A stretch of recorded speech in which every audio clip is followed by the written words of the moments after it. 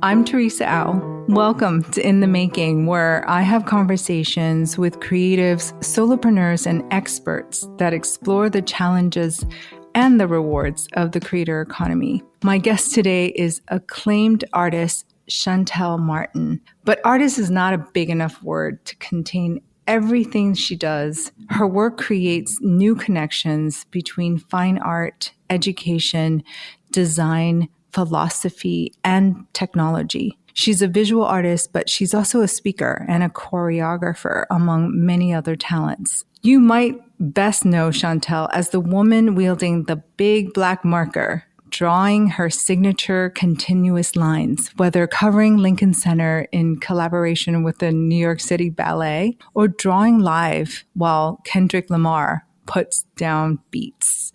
Or maybe you saw her recent profile in the New York Times or have listened to her podcast, What's the Point? But if you're just meeting Shantell now, you are all in for a big treat. Shantell, thank you so much for joining me today. Thank you for the very kind introduction. I can't begin to do justice to your amazing resume. So can you tell my listeners about how you grew up and how you became who you are today? I think the simple answer of how I grew up and how I became myself is by putting one foot in front of the other and just seeing where that led me. I've always, I think, had this that natural understanding that you should say yes to yes and no to no. And even though at some point through life, I've definitely kind of said yes to things that felt like a no and etc. But I think that's really helped hone that compass, that internal compass. I didn't know I could be an artist. I didn't know I wanted to be an artist, but I've followed this internal compass of saying yes to yes and no to no. And here I am. And kind of a little bit of the longer answer is that, you know, I'm from Southeast London. I was born in the early 80s.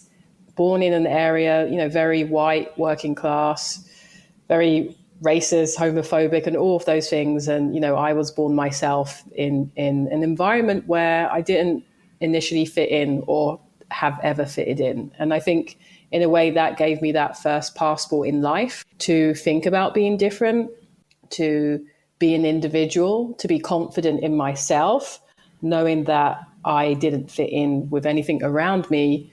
Tell me more about yes to yes and no to no. It's probably your gut instinct, your intuition. What is your guiding principle? Yeah, it's a really interesting practice because it sounds really easy. You know, if someone says, hey, I have an opportunity for you, and you say, how does this feel in my body? Does it feel like a yes or a no? Like that sounds like an easy concept. But what if you are in a situation in life where everything that's coming at you is actually a no? You just have to keep trusting that if you keep saying no, no, no, no, no, no, no, there might be a yes out there eventually. And I think you train that kind of no muscle first because no's come at you all day. So you know what a no feels like. And then when you say yes to a no, you're like, okay, I knew I shouldn't have done that. But where are the yeses? And I think eventually when you do really have that faith and that trust that a yes will come one day, it does. And when it does come, you instantly feel that in your gut. Was going to art school a definite yes right away? I'm 16, you know, I'm coming to the end of secondary school. I didn't even do art because I wasn't interested in art. What? I was a runner. I was really fast. I was into sports. And I thought, well, if I do biology and physics, then maybe I can do sports science or something to do with fitness. But after a week of physics, I was like, I can't do this. You know, I'm not cut out for physics. And it was the same with biology. But you have to do a minimum of 3 GCSEs. And, you know, for people who aren't familiar with GCSEs, it's kind of the exams that you do at the end of school. And then you pass your GCSEs to get into university.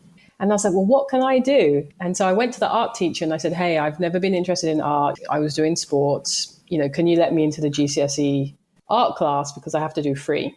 And they let me in. And I was a bad student because I didn't want to do anything that everyone was doing in art class, you know, mixing colors and doing still lifes. And I would rather be collecting dust samples or making weird sculptures or interviewing my family. I had a really different kind of approach of what I was naturally into, kind of artistically. And my art teacher said, Shantell, don't apply for art school because you won't get in. But no one else was telling me what I should do. There weren't any other options. And so I was like, well, he's telling me not to do that, so I'm going to do that. And then I applied for Camberwell College of Arts and I got in. That was a really interesting experience because for the first time, I'm surrounded by a mixture of people from different incomes, brackets, from different countries, different cultures, different ages, different races. And it was such a refreshing experience to be surrounded by people who were kind of almost like the rejects or the weirdos or the outcasts or the individuals that all found themselves to art school. And then after that, I did my BFA at Central St. Martin's. I know after college, you moved 6,000 miles away to Japan. And it's partly because you met so many students from Japan. And it's so surprising to me, though, when I heard that, because I always thought London seemed so diverse and accepting. I've never lived there, so I can't know. But it's interesting how you saw Japan as a place to be more free versus in London. I don't know what London now is because I haven't lived there in over 20 years. But when I was growing up, yes, London on one hand is very multicultural in the sense that there's lots of people from different cultures living in London, but actually they're very segregated in where they live and who they interact with. And so you end up with these like little pockets of people from different places. And so when I went to art school, it's actually the first time I met people from Asia as a whole. And I was like, wow, where are you from? This is 1999. We're not really on the internet or on our phones or anything like that. So meeting someone from Japan, they're telling you firsthand about their life, their experience, their culture, their background. And for me, that sounded so different from where I was growing up in Southeast London. And I was like, I want to go there. And so in 2000, I went to Japan for the first time. And when I went there, people would say, hey, doko kara kimashita? Where are you from? And I would say, I'm from London. And they'd say, ina, that's cool. And I would wait for the extra layer of judgment, and it never came. So growing up in London, you open your mouth and people are judging you on your class, your income bracket, your education, your access. There's a whole lot of judgment wrapped up in just you speaking. And then on top of that, kind of your race and all of these things. And as a kid growing up in London, people would always say, well, where are you from? Where are you really from? Where's your dad from? Where's your mum from? And for me, it was a place where I realized I could find out who I was without anyone projecting onto me or without me living up to any stereotypes. Yeah. Wow. Thank you for explaining that. It's so deep. Is that also when you came out? Tell me more about that experience. That's when I did start to say, hey, I think I'm gay. I couldn't admit this in England or in London where I'm from because I saw gay people get beaten up all the time. And I saw how the jokes people made or, just being different in that way was not acceptable. But suddenly I'm in Japan, where actually at the time probably still is, it's quite taboo. I could still be myself and start to reflect on who I actually was. You have other people's ideas of who you are and who you should be and who they feel like you are in society. It takes a while to shed all of those kind of like onion skins till you get to your core and you're like, oh, actually, this is who I am. And these are my thoughts for the first time. And those things are now for the first time aligning and making sense. Yeah. Yeah. I want to also ask some questions about the practicality of moving to a foreign country by yourself. Did you know anyone there? So that's a good thing of moving to a country when you're young, because you don't think really about the practicality. I started teaching in a city called Komakishi, which is very close to Toyotashi in Nagoya. And it was practically the countryside. And I went with one bag and ended up staying in Japan for 5 years. Were you teaching the entire 5 years? No, for the first part, I was teaching in Nagoya for 7 months. And then I left there, moved to Tokyo, and had a career in teaching in Japanese middle school, Japanese high school, and also Japanese kind of business companies like Dentsu.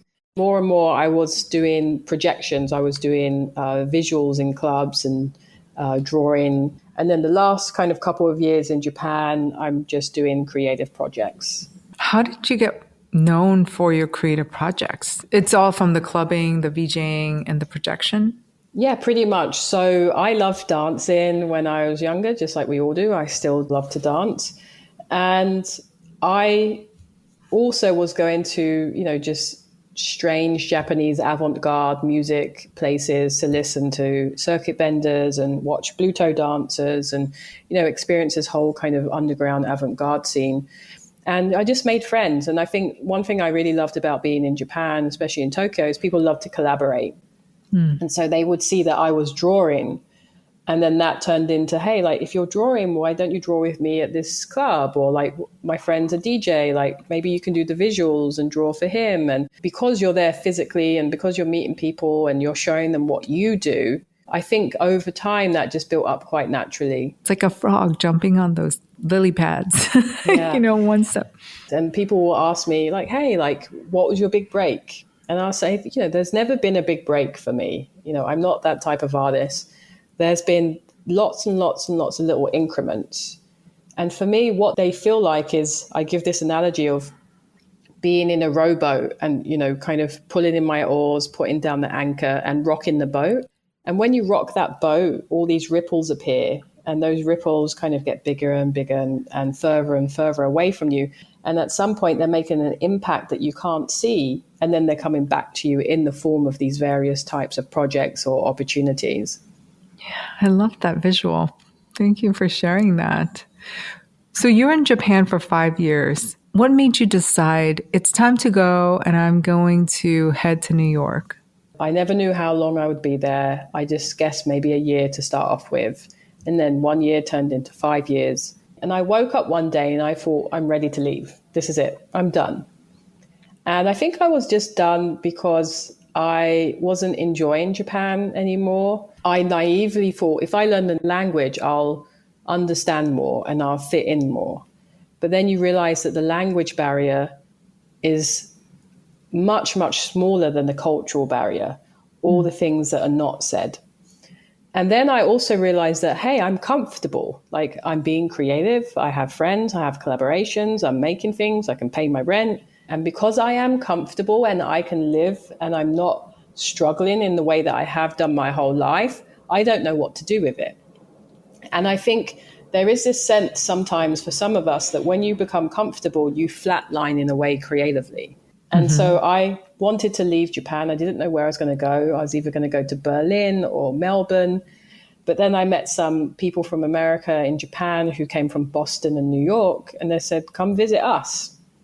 So in 2008, I went to America for the first time. I visited Boston. I visited New York. And just like anyone that visits New York for the first time, you say, I love this place. This is it. I'm going to move here. I found the lawyer. I applied for the O1 visa. And in April 2009, moved to New York. Yeah. And then when I got there, it was a very different story. Moving from Tokyo after 5 years to New York, I naively thought my career and all of that work and all of that comfortableness would transfer to New York, but that was not the case. The New York Times article where they showed a picture of your bedroom that's full of your art, similar to the art that's behind you, changed everything. How did that even happen? It's funny because you mentioned in the intro, a feature in the New York Times. And I think at this point I've had, maybe 4 or 5 features in the New York Times. And every time one comes out, they're like, this will change your life. And I don't think it does, for me. That's not my path. I believe in 2012, I moved into a home in Bed-Stuy. I was renting a room there. And I asked my roommates / my landlords, like, hey, can I draw on my bedroom walls? And they were a little bit hesitant at first, but they were supportive of that and said, sure, if you kind of paint over it afterwards type thing. And so I started to draw on my walls, and then I would just share pictures online. And then someone reached out to me and said, hey, I love what you're doing. Maybe you'd like to write a story about it. Can I pitch it to my editor? So I was like, sure. And then they're like, okay, editor likes it. We're going to send a photographer around. And then this really nice photographer came around. And then they're like, okay, we like it so much, we're going to, make it a bigger feature. And I'm like, what's this for, by the way? And then they're like, oh, it's New York Times. And they ended up putting it on the cover of the home and garden section and then a whole page inside. So basically like a 2-page spread in the Times, which, is pretty much unheard of. And, that was really incredible. I did not know that that was a big deal at that time because I had no familiarity with the Times. But that was an interesting experience. Did that open a lot of doors for you? There was definitely things perhaps I'm unaware of that came from that, and some things I'm aware of that came from that. So, for example, I ended up collaborating and working with a designer called Kelly Wersler, who's based out of here in LA. Incredible designer, such beautiful, strong style. And she reached out and said, hey, I saw this in the Times, love your work. Even years later, people remembered that because it was such a big article. So obviously, literal painted lines make up such a big part of your work. But what do you mean when you talk about finding your lines and your path? Yeah, I'm obsessed with this idea of lines and paths and how they connect with us and make us all unique and individuals. And I think, just as I create a drawing, within that drawing, there is a DNA, there's a structure, there's a skeleton. There's something that makes it uniquely different and itself. And I think we all have that within us. We all have our own lines, our own DNA, our own structure, our own fabric that makes us different and unique from everyone else. And I believe that drawing is this gift that connects us. It connects our head, our heart, and our hand. And I say this a lot because I think we need to be reminded that our lines are something that kind of really help us to calibrate ourselves as people. And that's a gift that we're all given. And with regards to paths, I'm obsessed with walking paths, walking meditations, and the idea that you can just put, one foot in front of the other and it will take you somewhere. And you have that agency and you have that choice. And you can practice that every day. But then that as a metaphor of kind of choosing where you go in life and the choices that you make, that I think is such important agency that we don't really encourage in all of us and each of us. I think we forget that we have choices. Yeah, a lot of us get stuck in doing things that feel wrong or things that don't feel right because we're scared that we can't do other things. And, for me coming to New York, for the first 2 years of that, I was sleeping on different people's couches, because it wasn't as easy as just translating my life from one country to another. But I could have had the choice of leaving, I could have had the choice of just finding another type of job. But I was like, no, I'm going to make this work. I am creative. I want to keep doing things creatively. I will do whatever I need to kind of do to make that work. And if that means sleeping on someone's couch and they're happy to have me there, then it's going to work out. I'm going to have that faith that it's going to work out at some point. You are so grounded and wise. Who were your mentors when you were just starting out? Who are your mentors in life? I think that's too kind. I am someone that later in life, I am looking for mentors, and I have mentors now in a way. But for the most part, it's just been about surviving and just kind of learning from your own mistakes. I wish I had mentors at a younger age, but I was always scared to ask for help. And I didn't even know mentoring was a thing until much later in life. I think for myself, there isn't really any real model or roadmap to do what I want to do and get to where I want to get to. So a couple of years ago, I realized that, hey, I've been mentoring people my whole life, but where are my mentors? Who helps me? Who supports me? And I think a couple of years ago, probably around 2019, I totally bottlenecked because I was doing everything myself and working on these crazy large projects. And no one knows, it's just me going and measuring and doing the emails and doing this and doing that and then doing the art. And I was like, I have to expand. I have to invite people in. And I also have to talk to people about how I do this. And so I said to myself, maybe I need some monthly mentors. And so I have a couple of people that I speak to quite regularly, like at least once a month. And in a way, I just say, hey, this is where I'm at. This is what I'm working on. Any thoughts or advice or directions? And that's it. I would love to have a business mentor or a creative mentor in the sense of how I can make some of these larger projects that I've always wanted to make, but don't have the infrastructure. I'm so glad you're seeking mentorship now. What do you personally get out of being a mentor to younger artists or just artists? Because sometimes people starting out are not that young, because you can be an artist at any age. Yeah. And I always say that, we're always saying, hey, like mentor emerging younger artists, but actually the younger emerging artists are the closest to infrastructures of help. They're most likely to have just graduated school or art school or be closer to those teachers or their peers. And actually they have almost like a wealth of an infrastructure to lean on, to ask, to collaborate with. And then it's the artists or creative people who are pivoting or changing roles or deciding to be an artist much later in life who are much further away from those infrastructures. And there is something really nice about teaching or mentoring, because you want the best for these people. And that best that you give them is a reminder of what you should be giving to yourself. Where do you go for community? Because I know being an artist sometimes can be very isolating. I don't like this term, but I'm a little bit of a lone wolf, and I've always been like that as a kid. Like I want to do things on my own terms. I want to show up and leave on my own terms. And I don't want to be accountable to anyone.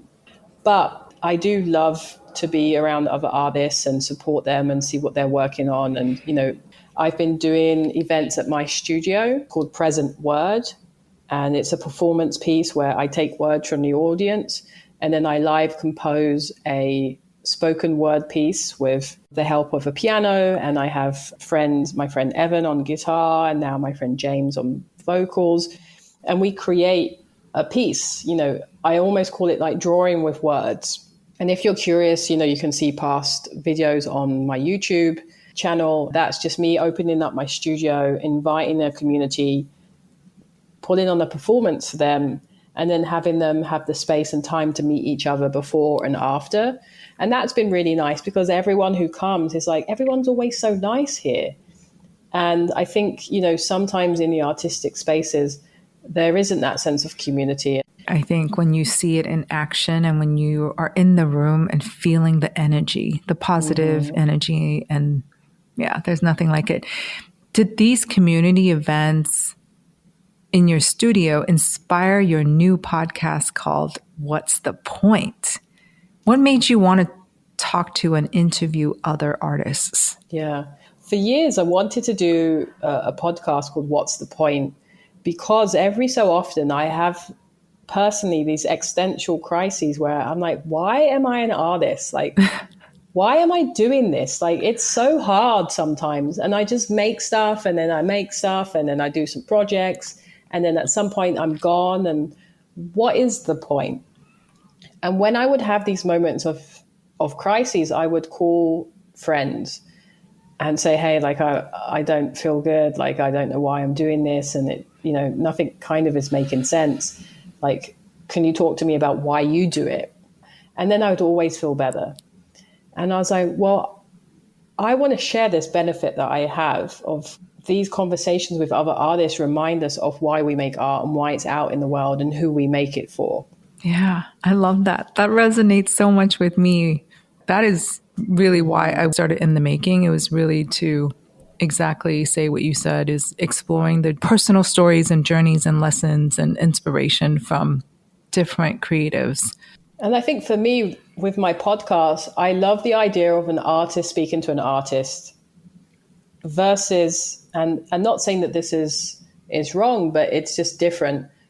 Often the interviews that you see with artists are done with very over-educated kind of curators. And that definitely has a place, but it's done in a very particular way, and I love the kind of like humanness of like, hey, we're in this together. Where are you at? You can relate to each other because you're in the same boat. Totally. Yeah. It sounds like you're really taking care of your mental health and not just talking about art. Listeners of In the Making know that I'm very passionate about mental health. Tell me what connections you have found between creativity and mental health. Creativity, especially with drawing, it allows you to extract what's inside outside. It gives you an outlet. And, people might also find that outlet through like singing or moving their body. But there is something within the act of making and creating that allows us to really be more connected with ourselves. Just even the act of painting or drawing or playing the piano or like doing something with your hands or, those are things that like really balance us and connect us. What is one word that you can think of that is going to guide you or has been guiding you this year? I think the word is be. B-E. Just be. Just be. And you can expand on that. It can live by itself. You can contract that. You can imagine with that. And there's so much you can do with just simply being. And I think it's a beautiful word. I think so too. Thank you so much for giving us your time, your energy, your insights, your experience, sharing so much of yourself. Thank you. And can I lastly just say, since people are out here and creating in the world, go find Shantell Sands, my font, and make something fun with it. Oh, you have your own font. That's amazing. Yep. So yes. Keep an eye out. Thank you to Shantell Martin for joining us today. Be sure to check out her podcast, What's the Point? And if you're looking for some creative inspiration, head over to shantellsands.com to download her personal handwritten font. We had such an amazing conversation, and I was struck by Shantell's wisdom on so many topics. She speaks with a calm confidence that comes from truly knowing yourself. It is utterly impressive. Here are just a few of my key takeaways. 1. Say yes to yes and no to no, meaning listen to your body, listen to your gut. You have the answers within you. 2. Rock the boat, make the ripples, and they'll come back to you. You have to put something out there into the world to get a response, to make connections with people. 3. Working with a mentor is beneficial at any age or stage, and older creators are less likely to have a support system in place, so don't be shy about asking for help. Thanks for listening to In the Making, brought to you by Adobe Express, the all-in-one content creation app included in your Creative Cloud membership. If you like this episode, be sure to leave us a rating and a review and subscribe in your favorite podcast app. I'm Teresa Au, and I'll see you next time.